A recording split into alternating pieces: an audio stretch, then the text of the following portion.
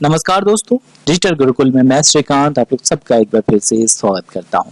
दोस्तों आज हम लोग बात करेंगे वर्ष 2019 के कुछ बहुत ही महत्वपूर्ण करंट अफेयर्स के बारे में। साथ ही उनसे जुड़े जितने भी इंपॉर्टेंट फैक्ट या प्रश्न बन सकते हैं उसे भी हम लोग इस वीडियो के माध्यम से कवर करेंगे। आज का सेशन आपके लिए बहुत ही महत्वपूर्ण साबित होने वाला है, मेरे साथ अंत तक जुड़े रहें। तो चलिए तो देर न करते हुए सेशन की शुरुआत करते हैं। शुरुआत सबसे बड़ी खबर से करते हैं कि भगवान महावीर अहिंसा पुरस्कार के प्रथम प्राप्तकर्ता कौन होंगे। तो सही उत्तर है वेरी गुड, प्रथम प्राप्तकर्ता होंगे भगवान महावीर अहिंसा पुरस्कार के अभिनंदन वर्तमान। आपने इनका नाम सुना ही होगा, बहुत चर्चे में है ये अभिनंदन वर्तमान। ये इंडियन एयरफोर्स के विंग कमांडर है अभिनंदन वर्तमान। इन्हें अखिल भारतीय दिगंबर जैन महासमिति द्वारा स्थापित भगवान महावीर अहिंसा पुरस्कार के पहले प्राप्तकर्ता के रूप में इन्हें चुना गया है। बता दूं कि अभिनंदन वर्तमान ने 27 फरवरी को डॉग फाइट में R-73 air to air missile से पाकिस्तानी वायुसेना के जेट F-16 को मार गिराया था। इन्हीं से इन्हें पॉपुलरिटी हासिल हुई थी। उसके बाद ये भारत वापस लौट आए थे। उन्हें 17 अप्रैल 2019 को सम्मानित किया जाएगा और इस पुरस्कार में 2.51 लाख की नगद पुरस्कार यानी 2,51,000 रुपए की नगद पुरस्कार, साथ में प्रशस्ति पत्र और स्मृति चिन्ह प्रदान किया जाएगा। चलिए अगले प्रश्न की ओर बढ़ते हैं। अगला जो प्रश्न है कि राष्ट्रीय विज्ञान दिवस के रूप में कब मनाया जाता है, यानी नेशनल डे के रूप में कब मनाया जाता है। तो हर वर्ष नेशनल साइंस डे के रूप में 28 फरवरी को मनाया जाता है। अब डेफिनेटली आपके मन में प्रश्न आएगा कि सर 28 फरवरी को हम लोग नेशनल साइंस डे के रूप में कब मनाते हैं। क्योंकि 28 फरवरी को प्रोफेसर सीवी रमन यानी जिसे चंद्रशेखर वेंकट रमन के नाम से जाना जाता है ने 1928 में कोलकाता में इसी दिन उत्कृष्ट वैज्ञानिक खोज की थी, जो कि रमन प्रभाव के नाम से जाना जाता है। और आपको पता होगा कि उन्हें 1930 में इसके लिए नोबेल पुरस्कार से सम्मानित किया जा चुका है और उन्हीं की याद में हम लोग 28 फरवरी को राष्ट्रीय विज्ञान दिवस के रूप में मनाते हैं। अब यहाँ से एक महत्वपूर्ण प्रश्न बनता है कि इस बार के विज्ञान दिवस का थीम क्या था। तो वर्ष 2019 में राष्ट्रीय विज्ञान दिवस का जो थीम था वो है लोगों के लिए विज्ञान और विज्ञान के लिए लोग, यानी science for the people and people for the science. अगला जो प्रश्न है कि हाल ही में आईसीसी क्रिकेट समिति के अध्यक्ष के रूप में किसे नियुक्त किया गया। तो हाल ही में आईसीसी क्रिकेट समिति के अध्यक्ष के रूप में अनिल कुंबले को नियुक्त किया गया। भारतीय क्रिकेट टीम के पूर्व बॉलर रह चुके अनिल कुंबले की बात कर रहे हैं हम, और आईसीसी ने टीम इंडिया के पूर्व कप्तान अनिल कुंबले को दुबई में त्रैमासिक बैठक के दौरान आईसीसी के क्रिकेट समिति के अध्यक्ष के रूप में फिर से नियुक्ति प्रदान की है। कुंबले जो कि 2012 से समिति के अध्यक्ष हैं, अंतिम 3 साल के कार्यकाल के लिए ये काम करेंगे। और कुंबले ने 2012 में पूर्व विंडीज के कप्तान क्लाइव लॉर्ड की जगह ली थी। और बता दूं कि आईसीसी की जब बात हुई है तो आईसीसी के सीईओ हैं मनु स्वांगी, आईसीसी के सीईओ है डेव रिचर्डसन, आईसीसी के चेयरपर्सन है शशांक मनोहर और हेडक्वार्टर है यूएई में। अगला जो प्रश्न है कि हाल ही में भारत ने किस देश के साथ 3 दिवसीय मैनमती मैत्री अभ्यास 2019 आयोजित किया। मैनामती मैत्री अभ्यास, बार बार ध्यान रखिए, ये भारत और भारत के पड़ोसी देश बांग्लादेश के बीच का एक अभ्यास है। मैत्री से आप अंदाजा लगा सकते हैं क्योंकि मैत्री जो ट्रेन है वो भारत और बांग्लादेश के बीच में चलती है, आपको पता होगा, और इसी मैत्री के नाम पे ही रखा गया है मैनामती मैत्री अभ्यास, जो कि भारत और बांग्लादेश के बीच का एक अभ्यास है। ये बॉर्डर सिक्योरिटी फोर्स यानी बीएसएफ और बॉर्डर गार्ड्स फोर्स यानी बीजीबी के त्रिपुरा बांग्लादेश बॉर्डर पर 3 दिवसीय मैनमती मैत्री अभ्यास 2019 आयोजित किया गया। यह अभ्यास 28 फरवरी 2019 को संपन्न हुआ और यह अभ्यास 2 सीमा रक्षकों के बीच आत्मविश्वास निर्माण करने के लिए मनाया गया। इसके अलावा जब बात आई है बांग्लादेश की राजधानी है ढाका, वेरी गुड, बांग्लादेश की करेंसी है बांग्लादेशी टाका, बांग्लादेश के प्राइम मिनिस्टर हैं शेख हसीना और प्रेसिडेंट हैं अब्दुल हामिद। चलिए अगले प्रश्न की ओर बढ़ते हैं कि हाल ही में किए गए एक अध्ययन के अनुसार कौन सा शहर दुनिया के सबसे प्रदूषित शहर की सूची में सबसे ऊपर है। तो एक दुर्भाग्य की बात है कि हमारे देश भारत का गुरुग्राम पूरे दुनिया में सबसे प्रदूषित शहर की सूची में सबसे ऊपर है। और ये जो किया गया हाल ही में जो अध्ययन किया गया ये एनजीओ ग्रीन पीस इंडिया द्वारा किया गया और इसके अनुसार माफ कीजिएगा दोस्तों, अध्ययन के अनुसार गुरुग्राम दुनिया के सबसे प्रदूषित शहरों की सूची में सबसे ऊपर है। ग्लोबल एयर पॉल्यूशन 2018 के रिपोर्ट में 62 प्रदूषित शहरों के इस स्थान में चुना गया, जिसमें से गुरुग्राम सबसे ऊपर है। हम लोग बात कर रहे थे गुड़गांव की, जिसका पहले नाम था गुड़गांव, जो कि बाद में परिवर्तित होकर गुरुग्राम हो गया। चलिए अगले प्रश्न की ओर पढ़ते हैं। हाल ही में सड़क परिवहन और राजमार्ग मंत्रालय के सचिव के रूप में किसे नामित किया गया? तो हाल ही में सड़क परिवहन और राजमार्ग मंत्रालय के सचिव के रूप में राजीव रंजन जी को नियुक्ति दी गई है, और ये से देख पा रहे ये है Rajiv Ranjan ji. And he is appointed as the secretary of the ministry of road transport and highway. और आपको बता दूं कि Nagendra Nath Sinha will replace him as the new NHAI chief, यानी कि national highway authority of India chief. अगला जो प्रश्न है कि हाल ही में प्रधानमंत्री नरेंद्र मोदी ने वन नेशन वन कार्ड कहाँ लॉन्च किया?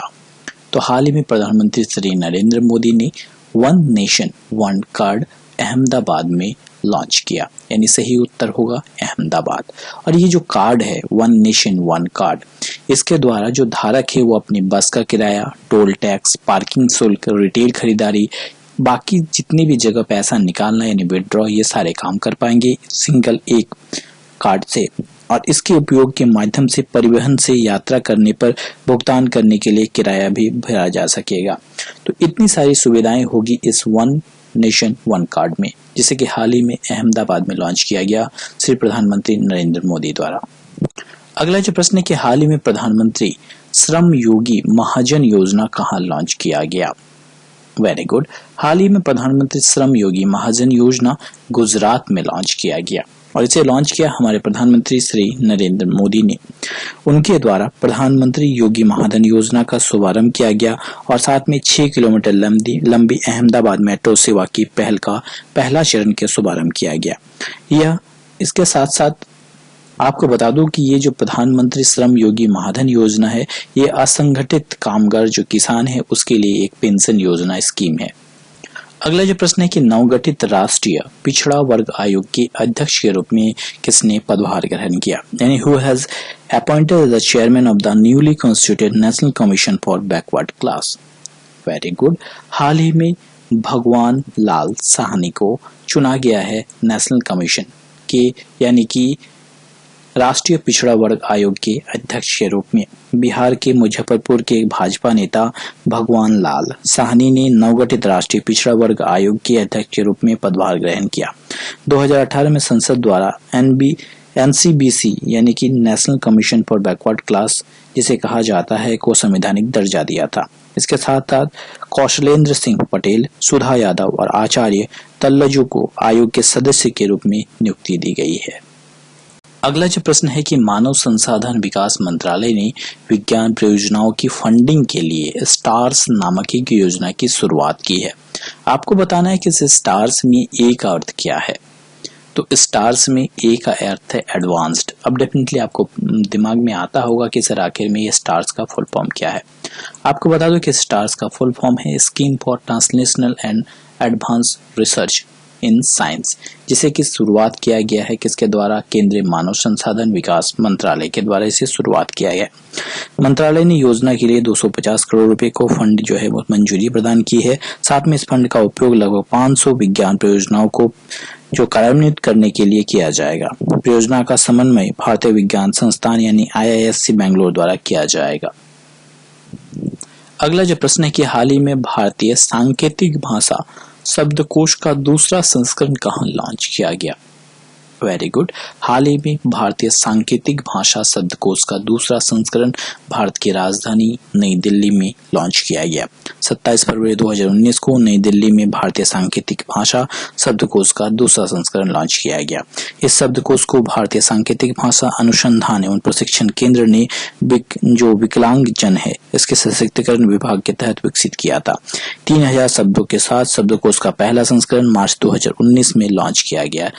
माफ कीजिएगा दोस्तों, मार्च 2018 में लॉन्च किया गया था उसका पहला संस्करण, और दूसरा संस्करण जो है हाल ही में 27 फरवरी 2019 में लॉन्च किया गया। अगला जो प्रश्न है कि हाल ही में मिसाइल सिस्टम अवार्ड 2019 से किसे सम्मानित किया गया? तो हाल ही में मिसाइल सिस्टम अवार्ड 2019 से में जी सतीश रेड्डी को सम्मानित किया गया। आप इनसे परिचित होंगे। जी सतीश रेड्डी जो कि डीआरडीओ के प्रमुख हैं। जी सतीश रेड्डी को भारतीय मिसाइल कार्यक्रम में उनकी नेतृत्व भूमिका के लिए प्रतिष्ठित मिसाइल सिस्टम अवार्ड 2019 से सम्मानित किया गया। यह पुरस्कार American institute of aeronauticals and astronautics द्वारा प्रदान किया गया था और यह पुरस्कार मिसाइल सिस्टम प्रौद्योगिकी को विकसित करने के लिए इसे साथ में मिसाइल सिस्टम कार्यक्रमों के नेतृत्व कार्य की उत्कृष्टता के लिए इसे प्रदान किया गया डीआरडीओ के प्रमुख जी सतीश रेड्डी को।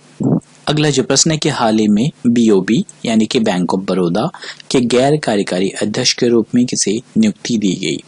तो हाल ही में किसे दिया गया दोस्तों? वेरी गुड, हसमुख अधिया को बैंक ऑफ बड़ौदा के गैर कार्यकारी अध्यक्ष के रूप में नियुक्ति प्रदान की गई है।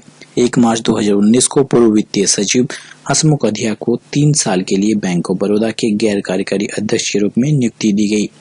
डॉक्टर अधिया ने नवंबर 2017 में वित्तीय सचिव के रूप में पदभार संभाला था। अब जब बात बैंकिंग सेक्टर की आई है तो हाल ही में यस बैंक के एमडी और सीईओ के रूप में किसे नियुक्ति दी गई दोस्तों? बहुत ही इंपॉर्टेंट है। हाल ही में रवनीत गिल को नियुक्ति दी गई है यस बैंक के मैनेजिंग डायरेक्टर यानी प्रबंध निर्देशक और सीईओ यानी मुख्य कार्यकारी अधिकारी के रूप में। नाम याद रखिए, रवनीत गिल। इसके साथ साथ आपको बता दूं कि विजया बैंक और देना बैंक के साथ 1 अप्रैल 2019 को विलय होने के बाद बैंक ऑफ बड़ौदा देश का तीसरा सबसे बड़ा ऋणदाता बन गया है। तो तीसरा सबसे बड़ा ऋणदाता बन गया है बैंक ऑफ बड़ौदा। तो पहला और दूसरा कौन है? आप फटाफट मुझे कमेंट बॉक्स पे कमेंट करके बताएंगे। अगला जो प्रश्न है कि हाल ही में 15वें वित्तीय आयोग के सदस्य के रूप में किसे नामित किया गया, यानी किसे शामिल किया गया 15वें वित्तीय आयोग के सदस्य के रूप में? हाल ही में अजय नारायण झा को 15वें वित्तीय आयोग यानी 15th फाइनेंस कमीशन के आयोग के सदस्य के रूप में नियुक्ति दी गई है। 1 मार्च 2019 को अजय नारायण 15वें वित्तीय आयोग में शामिल हुए। वे श्री शक्तिकांत दास के स्थान पर शामिल हुए, जिन्होंने भारतीय रिजर्व बैंक के गवर्नर के रूप में नियुक्ति होने के बाद आयोग की सदस्यता त्याग दी थी।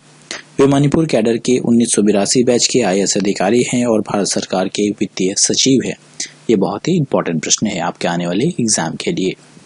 अगला जो प्रश्न है कि हाल ही में नाइजीरिया के राष्ट्रपति के रूप में किसे चुना गया? तो हाल ही में नाइजीरिया के राष्ट्रपति के रूप में मोहम्मद बुहारी को चुना गया। आपको बता दूं कि नाइजीरियन राष्ट्रपति मोहम्मद बुहारी को फिर से 4 वर्ष के कार्यकाल के लिए चुन लिया गया। बुहारी ने अपने मुख्य प्रतिद्वंदी पूर्व राष्ट्रपति अतीकू अबूबकर को लगभग 4 मिलियन मतों के अंतर से हराया। इसके अलावा बात करते हैं नाइजीरिया की, तो नाइजीरिया की राजधानी है अबूजा, ट्रेडिंग मुद्रा है नाइजीरियन लायरा। अगले जो प्रश्न है कि सौरभ चौधरी और मनु भाकर का संबंध किससे है? बहुत इंपॉर्टेंट है। इन दोनों का संबंध है शूटिंग से और हाल ही में ये दोनों चर्चे में रहे हैं। अब चर्चे में रहे क्यों हैं? क्योंकि आपको पता होगा कि आईएसएसएफ जो है वो विश्व कप 2019 वो चल रही थी और सौरभ चौधरी और मनु भाकर ने आईएसएसएफ विश्व कप 2019 के 10 मीटर एयर पिस्टल मिश्रित टीम स्पर्धा में स्वर्ण पदक जीता। इसी कारण से ये दोनों चर्चे में है। इससे पहले सौरभ चौधरी ने इसी स्पर्धा में अपने पहले सीनियर विश्व कप में स्वर्ण पदक जीता था। अगला जो प्रश्न है कि शांति स्वरूप भटनागर पुरस्कार किस क्षेत्र में दिया जाता है? वेरी गुड, शांति स्वरूप भटनागर पुरस्कार विज्ञान एवं प्रौद्योगिकी के क्षेत्र में दिया जाता है और प्रधानमंत्री श्री नरेंद्र मोदी ने 28 फरवरी 2019 को नई दिल्ली के विज्ञान भवन में विज्ञान एवं प्रौद्योगिकी के लिए शांति स्वरूप भटनागर पुरस्कार में उन्होंने शामिल हुए और उन्होंने 2016, 17, 18 के लिए पुरस्कार प्रदान किया। यह पुरस्कार डॉक्टर शांति स्वरूप भटनागर के नाम पर प्रत्येक वर्ष विज्ञान एवं प्रौद्योगिकी के विभिन्न विषयों में उत्कृष्ट भारतीय कार्य को मान्यता प्रदान करने के लिए दिया जाता है। अगला जो प्रश्न है कि वासुधा योजना किस राज्य सरकार के द्वारा लॉन्च किया गया? बहुत इंपॉर्टेंट है। वासुधा योजना उड़ीसा सरकार के द्वारा लॉन्च किया गया। उड़ीसा के मुख्यमंत्री नवीन पटनायक ने वासुधा योजना के तहत पेयजल आपूर्ति परियोजना के लिए 1000 करोड़ रुपए की अतिरिक्त राशि की मंजूरी दी है और इसकी शुरुआत की है किसने? उड़ीसा सरकार ने। उड़ीसा सरकार की बात आई है तो मुख्यमंत्री है नवीन पटनायक, उड़ीसा के राज्यपाल है गणेशी लाल, उड़ीसा की राजधानी है भुवनेश्वर। इसके अलावा उड़ीसा ने कई योजनाएं शुरू की है, जैसे कालिया योजना शुरू की है। इसके अलावा कई योजनाएं शुरू की है, इसके बारे में मैंने डिटेल में बात भी की है। अगर आप लोगों को और भी जानना है उसके बारे में तो इसका एक मैं ऑडियो सेशन में बना दूंगा, जिसमें डिटेल उड़ीसा के बारे में जितनी भी इंपॉर्टेंट योजनाएं और करंट अफेयर्स है मैं इंक्लूड कर दूंगा। उसे आप देखना सुनना मत भूलिए, आपके लिए रिवीजन हो जाएगा और उसका ऑडियो जो है लिंक मैं नीचे डिस्क्रिप्शन बॉक्स में दे दूंगा। तो उस ऑडियो के माध्यम से आपके डिटेल जानकारी हो जाएगी उड़ीसा के तमाम करंट अफेयर्स और योजनाओं के बारे में। सो इस ऑडियो को सुनना मत भूलिए। अगला जो प्रश्न है कि हाल ही में कौन सा राज्य जलामरुत नामक एक प्रमुख जल संरक्षण योजना शुरू करने के लिए तैयारी में है? तो हाल ही में भारत का कौन सा राज्य, कर्नाटक राज्य, एक जलामरुत जल संरक्षण योजना शुरू करने की तैयारी में है। ये जल स्रोतों है उसके संरक्षण और कायाकल्प सहित सूखा प्रतिरोधी उपायों पर आधारित है। नाम है जलामरुत, जिसको शुरुआत किया है कर्नाटक सरकार ने। दोस्तों आज के लिए इतना ही। अगर आप लोगों को मेरा ये सेशन पसंद आए तो जरूर से जरूर लाइक करना मत भूलिए। साथ ही से अपने दोस्तों को भी शेयर करें ताकि उनको भी इसका फायदा पहुंच पाए।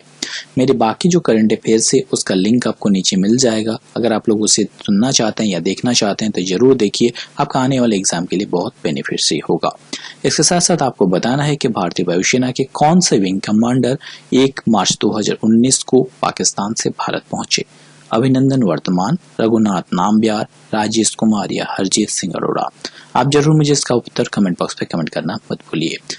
साथ में आप चाहे तो मेरे साथ मेरे फेसबुक पेज, मेरे टेलीग्राम पेज और मेरे ऑडियो प्लेटफॉर्म से भी जुड़ सकते हैं। उसका लिंक आपको नीचे डिस्क्रिप्शन बॉक्स में मिल जाएगा। दोस्तों आज के लिए इतना ही। मैं जल्द ही लौटूंगा नई वीडियो नई नॉलेज के साथ। तब तक हंसते रहे, मुस्कुराते रहिए। Thanks for watching my video. जय हिंद, जय भारत दोस्तों।